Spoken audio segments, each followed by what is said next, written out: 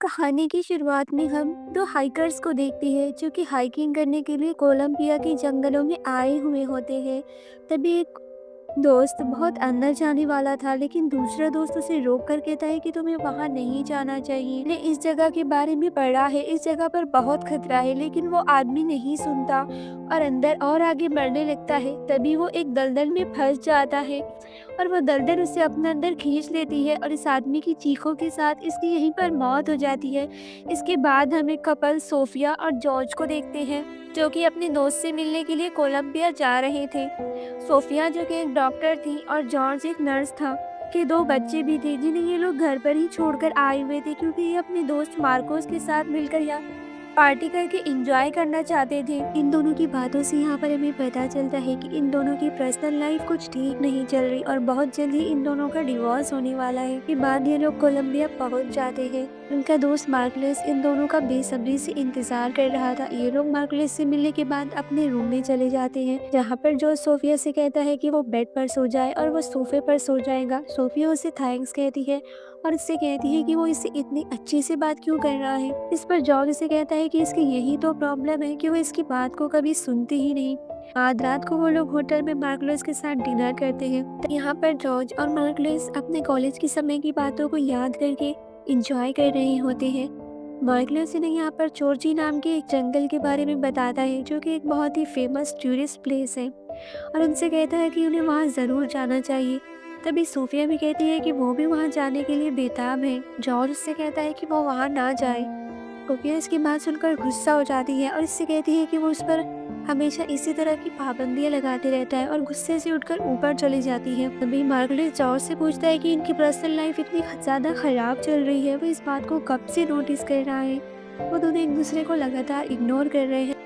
George उसे सब कुछ बताता है और उसे कहता है कि बहुत जल्द इन दोनों का डिवोर्स होने वाला है। ये सुनकर मार्कलेस को बहुत बुरा लगता है, क्योंकि किसी टाइम पर ये दोनों बहुत अच्छे कपल हुआ करते थे। के बाद जॉर्ज भी अपने कमरे में चला जाता है और वो सोफिया को बेड पर सोया हुआ देखता है और ये देखकर उसे अपने अच्छे दिन याद आ जाते हैं जब वो दोनों मिलकर बेड पर सोया करते थे। लेकिन वह हम देखते हैं कि सोफिया चोरची नाम की जगह के बारे में सर्च कर रही थी और उसे पता चलता है कि वो बहुत ही फेमस टूरिस्ट प्लेस है। इसके बाद वो जॉर्ज से कहती है कि वो अकेले ही वहाँ पर ट्रैकिंग करने के लिए जा रही है, लेकिन जॉर्ज उससे कहता है कि वहाँ पर अकेले जाने का कोई फायदा नहीं, मैं भी तुम्हारे साथ चलूंगा। जिस पर सोफिया मान जाती है और वो दोनों अपना बैग पैक करके रिसेप्शनिस्ट के पास जाते हैं और उससे वहां जाने का रास्ता पूछते हैं, जिससे रिसेप्शनिस्ट उन्हें नक्शा बताते हुए कहता है कि आप इस रास्ते से होकर जाइएगा और वहां जाने के लिए एक शॉर्टकट भी है। गलती से भी आप इस जगह ना जाएं, क्योंकि वहाँ पर बहुत ज़्यादा जानलेवा जानवर होते हैं। इसके बाद वो दोनों रिसेप्शनिस्ट को थैंक कहते हैं और वहाँ से चले जाते हैं। इसके बाद रिसेप्शनिस्ट वहाँ पर मौजूद एक आदमी को इशारा करता है और वो आदमी भी इन दोनों के पीछे निकल जाता है। इसके बाद वो दोनों वहाँ पर पहुँच जाते हैं और देखते हैं कि आगे कार ले जाने का रास्ता नहीं है। इसीलिए वो दोनों डिसाइड करते हैं कि पैदल चलते ही अपनी जगह तक जाएंगे। इसके बाद वो दोनों काफ़ी चलते हैं, लेकिन वो लोग अभी तक के अपने रोड तक नहीं पहुँचे थे। इसीलिए वो दोनों डिसाइड करते हैं कि वो कार के पास वापस जाएँगे और वहाँ से दूसरे रास्ते से होकर अपने रोड तक पहुँचेंगे। इसके बाद जब वो लोग अपनी कार के पास पहुँचते हैं तो देखते हैं कि एक आदमी इनकी कार से कुछ चुराने की कोशिश कर रहा है। जिस आदमी के सामने जाना चाहता था, लेकिन उसे रोकते हुए कहती है कि अगर इसके पास हथियार होगा तो वो इन्हें नुकसान भी पहुँचा सकता है। लेकिन जॉर्ज फिर भी इस आदमी के सामने चला जाता है और इससे पूछता है कि मैं आपकी क्या मदद कर सकता हूँ। पर वो आदमी जॉर्ज पर गन तान देता है और उससे कहता है कि उसके पास जितने भी पैसे हैं वो उसे निकाल कर दे दे। जॉर्ज उससे कहता है कि मेरे पास फूटी कौड़ी भी नहीं है। जिस पर वो आदमी कहता है कि इसकी बीवी भी इसके साथ यहाँ पर आई हुई थी, अब वो कहाँ पर है। तभी सोफिया भी वहां से निकल कर बाहर इसके सामने आती है और इसे अपना बैग दे देती है। वो बंदा सोफिया का बैग ले रहा था, तब जॉर्ज पीछे से इस पे एक डंडे से वार करता है और वो बेहोश होकर नीचे गिर जाता है और वो दोनों भागते हुए जंगल के अंदर जाने लगते हैं। तभी वहां पर इन्हें दो रास्ते नजर आते हैं। एक रास्ता शहर की तरफ जा रहा था और एक रास्ता उस जंगल का था जिसके बारे में हमने शुरू में ही देखा था। इसके बाद जॉर्ज सोफिया से कहता है कि वो शहर जाकर कुछ मदद लाए और दल से होकर यहाँ से निकलने का रास्ता ढूंढेगा। इसके बाद सोफिया शहर के की ओर भागने लगती है। तभी उसका सर एक पत्थर से टकरा जाता है और वो बेहोश होकर नीचे गिर जाती है। कुछ देर के बाद जब इसे होश आता है तो इसे कुछ भी ठीक से ठीक तरह से दिखाई नहीं दे रहा था और वो जॉर्ज को चिल्लाती हुए आगे बढ़ने लगती है। लेकिन तभी इसका पैर फिसल जाता है और वो नीचे एक दलदल में गिर जाती है और वो दलदल उसे अपने अंदर खींचने लगती है। तभी जॉर्ज इसके चिल्लाने की आवाज़ सुनकर वहाँ पर आता है और इसे दलदल में फंसा हुआ देखकर एक लकड़ी इसकी तरफ बढ़ाता है, लेकिन वो लकड़ी बहुत ज़्यादा कमज़ोर होती है, जिसकी वजह से वो टूट जाती है। अब सोफिया बहुत ज़्यादा घबरा जाती है और बहुत ज़ोर-ज़ोर से हिलने लगती है और जितना हिल रही थी उतनी ज़्यादा ही वो दलदल में फँसती जा रही थी। जॉर्ज को कुछ समझ में नहीं आता कि वो क्या करे, इसीलिए वो भी दलदल में कूद जाता है और सोफिया को रिलैक्स कराते हुए कहता है कि वो बिल्कुल भी ना हिले। वो जितना हिलेंगी उतना ज़्यादा ही दलदल उसे अपने अंदर खींचते चली जाएँगी। अब ये दोनों जंगल के बीच दलदल में फंस गए हैं और आसपास मदद के लिए कोई भी नहीं है, इसीलिए ये दोनों बहुत ज्यादा डर जाते हैं। अब वो लोग यहाँ से बाहर कैसे निकलेंगे? इधर मार्कोस इनके रूम के पास आता है और दरवाजा ठोकता है। इसे अंदर से कोई रिस्पांस नहीं मिलता तो वो उनका फोन भी ट्राई करता है, लेकिन दोनों का फोन बंद था, जिससे मार्कोस परेशान हो जाता है कि आखिर वो दोनों कहाँ होंगे। और इधर सोफिया जॉर्ज को देखती है और जॉर्ज से पूछती है कि वो लोग यहाँ से बाहर कैसे निकलेंगे, जिस पर जॉर्ज ने कहता है कि इन्हें एक रस्सी की ज़रूरत पड़ेगी। इसकी मदद से वो लोग यहाँ से बाहर निकल सकते हैं। उसके बाद सोफिया अपने पास रखे हुए एक बड़े से अंडे को देखती है और जॉर्ज से कहती है कि ये अंडा बहुत बड़े सांप का है। अगर ये सांप यहाँ पर आ गया तो इन दोनों की मौत तो पक्की है।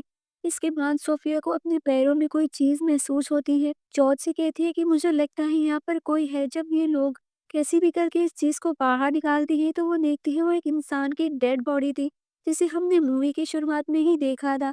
ये देखकर ये दोनों काफ़ी ज़्यादा डर जाते हैं, लेकिन इन्हें वहाँ पर इसके कुछ सामान भी मिलते हैं जिसमें एक गन होती है, जिसमें सिर्फ 2 गोलियाँ बची थी और वहाँ पे इसका बैग भी था और उसमें कई और सामान थे, एक चाकू, लाइटर और टॉर्च। तभी जॉर्ज के दिमाग में एक आइडिया आता है, क्यों ना वो इस बैग को फाड़कर एक रस्सी बना ले। पड़े हुए पत्थर में इस रस्सी के फंदे को डालकर वो लोग आसानी से बाहर निकल सकते हैं। सोफिया को भी ये आइडिया बहुत पसंद आता है और वो भी इसके साथ इस बैग को काट कर रस्सी बनाने में लग जाती है। इधर मार्कोस अपने दोस्तों का होटल में वेट कर रहा था, लेकिन तभी इसकी नज़र रिजन पर खड़े इस चोर पर जाती है जिसने सोफिया का बैग टांगा हुआ था।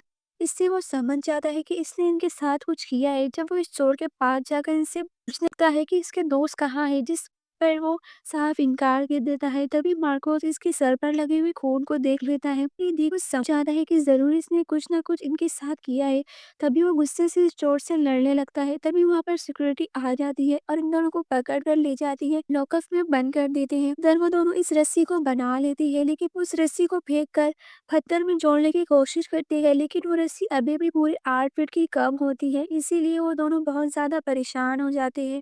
के बाद वो दोनों नाउम्मीद हो जाते हैं कि अब इन्हें बचाने के लिए कोई भी नहीं आने वाला। वो अपनी मेमोरीज को एक दूसरे के साथ शेयर करने लगते हैं, लेकिन तभी खूब सारी चोटियां सोफिया की गर्दन पर आ जाती है और इसे काटने लगती है।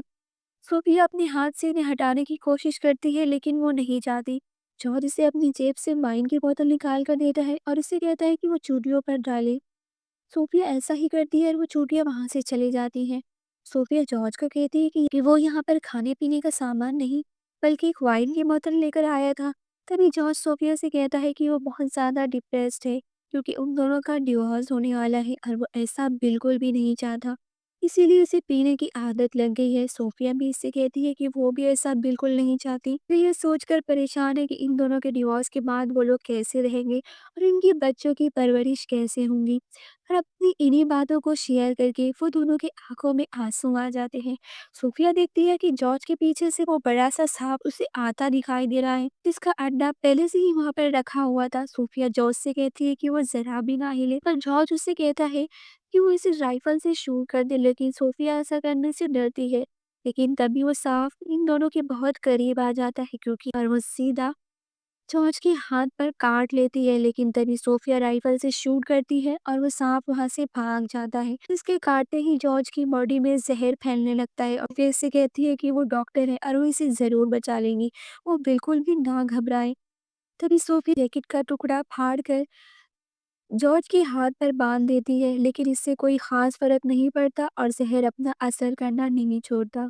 फिर मार्कोस और वो चोर लॉकअप के अंदर बंद होते हैं। तभी मार्कोस इससे कहता है कि वो इसे सच सच बता दे कि इसके दोस्त कहाँ पर है, जिस पर वो चोर कहता है कि अगर वो अपने हाथ में पहने हुए महंगी घड़ी उसे दे दे तो वो उसे उसके दोस्तों का पता बता देगा, जिस पर मार्कोस घड़ी निकाल कर उस चोर को दे देता है। वो चोर इनकी लोकेशन के बारे में इसे बता देता है। मार्कोस को समझ में आ जाता है कि ये दोनों ज़रूर उस दलदल में फँस गए होंगे और वहाँ जाकर में जो भी जाता है कभी वापस लौट कर नहीं आता। इसीलिए वो पुलिस वालों को वहाँ पर बुलाता है ताकि वो इसके दोस्तों की मदद कर सके। और इधर हम देखते हैं कि ज़हर अब धीरे-धीरे जॉर्ज की गर्दन तक पहुँच जाता है। लेकिन सोफिया उसे कहती है कि वो ज़रा भी हिम्मत ना हारे और वो चाकू को लाइटर की मदद से गरम करके जॉर्ज की गर्दन पर लगा देती है। इस बार जॉर्ज सोफिया से कहता है कि वो इससे बहुत प्यार करता है और वो इससे डिवोर्स लेना नहीं चाहता। सोफिया इससे पूछती है कि क्या वो सच कह रहा है, जिस पर जॉर्ज उसे कहता है कि हाँ, वो बिल्कुल सच कह रहा है और वो यहाँ पर बिल्कुल भी मज़ाक नहीं कर रहा। तभी सोफिया कहती है कि इन्हें कैसा भी होकर यहाँ से निकलना होगा ताकि वो आगे भी अपनी ज़िंदगी को और जी सके। तभी सोफिया के दिमाग में एक आइडिया आता है, वो कि उनकी रस्सी 8 फीट कम पड़ रही थी और वो सांप भी लगभग 8 फीट का ही होगा। इसके बाद सोफिया दूरबीन की मदद से उस सांप को ढूंढने लगती है कि वो कहाँ है। वो उसे दूर बैठा हुआ दिखाई देता है और वो उसके ऊपर कुछ सामान फेंक कर मारती है, जिससे वो सांप को गुस्सा आता है और वह सोफिया की तरफ बढ़ने लगता है। लेकिन तभी सोफिया इसे राइफल से शूट करती है, लेकिन इसका इस सांप पर कोई असर नहीं होता बल्कि वह सोफिया की गर्दन पर लिपट जाता है। लेकिन तभी जॉर्ज इस सांप की गर्दन को चाकू से काट देता है। इसके बाद सोफिया इस सांप को रस्सी की तरह यूज करके रस्सी का फंदा पत्थर में फंसा देती है और वहां से निकलने में कामयाब हो जाती है। इसके बाद वो जॉर्ज से कहती है कि वो इसे हाथ दे ताकि वो इसे बाहर खींच सके, लेकिन जॉर्ज यहाँ पर बिल्कुल बेसुध हो चुका था और इसका हाथ भी नहीं उठ रहा था। वो बस सोफिया से इतना ही कह पाता है कि वो शहर जा से वहां जाकर कोई मदद लाए। सोफिया जॉर्ज की बात मानती हुई यहाँ से जाने लगती है, लेकिन अब हम देखते हैं कि यहाँ पर अंधेरा बढ़ते जा रहा था और सोफिया इतनी देर तक दलदल में फंसी रही।